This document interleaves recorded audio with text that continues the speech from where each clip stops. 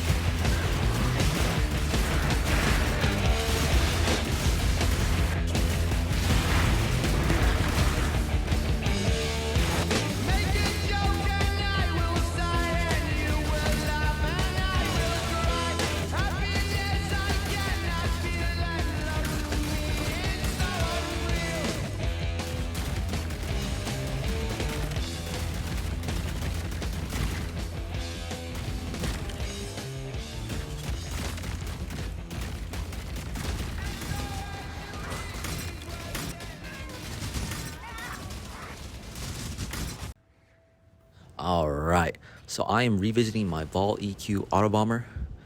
If you guys know nothing about the build, what's going on here is I have a fast mace and I'm slamming down Vaal EQ. I can then swap over to my big ass mace and start running around. The Vaal EQ steps will then trigger shockwave, so it's dealing damage, and I'm blowing up the screen. Alright, if you want to find out more about how the build works exactly, please go watch my build guide from last league. Otherwise, I just want to go over like the new stuff right now, right? So why Scion? First of all, the main reason I was on Pathfinder last league was because I was playing around with the Fury of Nature Jewels. My reasoning of using them was kind of based on my own misconception of how ailment prolift works on this game. It turns out that Deli prolift is actually not very effective for chain exploding purposes, especially when it has to do with corpse removal stuff. I can elaborate more on this if you guys are interested. I did some testing this league, but basically it's not good for explode.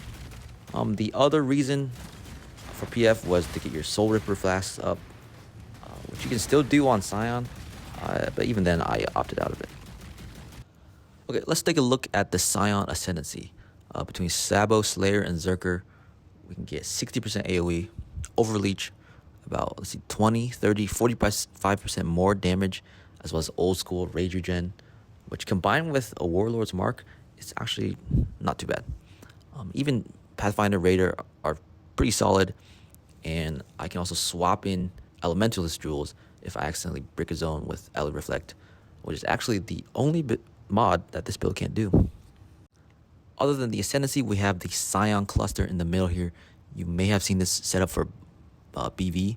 With the Unnatural, Lethal Pride, and Transcendent Flesh, we are getting over 36% AoE, over 100 strength, about 70 crit multi, as well as 15% DD. This is a super juiced spot. Tree-wise, there's nothing much new. I was thinking about going left side to chase down these mace masteries, but right side is just too efficient. You've got this inspired learning spot here, and also we don't really need any more strength. Oh yeah, I took this two-handed large cluster just for the Titanic swings here. It bumps me perfectly up to the next radius breakpoint on the explode. The Eversay is cute. It's not important at all. Oh, and the return of Balance of Terror. It's actually a big damage boost. But if pressing another button is too much for you, or breaks your immersion of an AutoBomber, you can just drop it, no problem. A rare life crit multi-jewel will probably actually give you more stats. But the Fizz as extra applies to Explode, which is pretty cool. So I've been talking about Explode all video. And so here, this chest is actually, I think, the most important change I've made. Simply put, Physical Explode is the dominant form of clear in this game. It scales off monster health. It's the easiest to scale with conversion, hatred, and whatnot. And it has a way bigger radius for some reason. If you saw my Manhattan Project video, I had to like wring my balls to get Hair Device to hit 31 radius. Here, I have 45 radius explosions with only like 400% AoE. And yeah, my chest here is like a one mod item. I put it together myself, and I bricked it, reforging attack crit. I was going to fix it, but I've been crushing content effortlessly anyways, so I just put it off. Honestly, if there was a unique chest with like just the explode on it, I would wear it. Here, you might have noticed that I'm actually not using a Marohi right now. This is actually a crafted explodey maul. Don't get me wrong, Marohi is still best in slot for damage. This is only like 60% of the damage of Marohi. But using this mace, I honestly never really felt like I needed more damage. All my clips in the video are using this. With the extra explode, I did feel an improvement on how efficiently it breaks out the Legion. But otherwise, I actually don't think you'll be able to notice at all. The screen will explode regardless. So maybe I would say this is a side grade option. Now the real innovation is actually on this side. Instead of dual bright beaks, I have a rare scepter with a trigger craft. You can put it in a vortex setup, a mortar call, or portal, whatever you want. And what's even cooler, I think, is the mute wind. With the mute wind, I get instant enduring cry, onslaught, and even a little bit of move speed. This has actually made a pretty big difference when looting, especially with the ground degen and stuff, and you don't have your flasks up. And I would say looting is the main weakness of the build. That and there's no box opener mastery. So this tech is actually quite nice. I would say these are the main innovations of the build. You can look in the POB for more details. Okay, heads up for the POB. The only time I opened Path of Building while playing this build was to look at the big green circle and to check my AoE breakpoint, okay? I know you guys are going to be digging through my configs and looking for my DPS. Whatever DPS number you see is going to be kind of irrelevant. I don't know my DPS, and honestly, it doesn't really matter to me. All I know is when I walk up to a boss, I go, boom, boom, boom, boom, and he's dead. I'm hitting him with a giant 400% damage shockwave, at least, or aftershock, I mean, at least 5 small steps, 5 shockwaves triggered, and then I throw in a Frozen Legion, which is like 7 times your hits.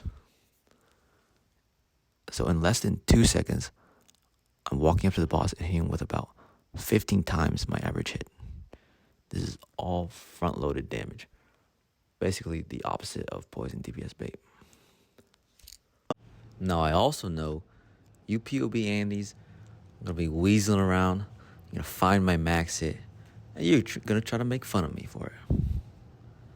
Let me ask you this. What happened to softcore culture, huh? What happened to just don't get hit? Whatever happened to just kill the mobs first, huh? Just get better at the game, dude. Seems like no one even can play the game without converting half the fizz to Ellie. What happened to the game I love? Alright, so guys, if you want to bring back softcore culture with me, if you want to get in on the high stepping, screen exploding, wheeling dealing, jet flying, auto bombing lifestyle, then come on and trickle in.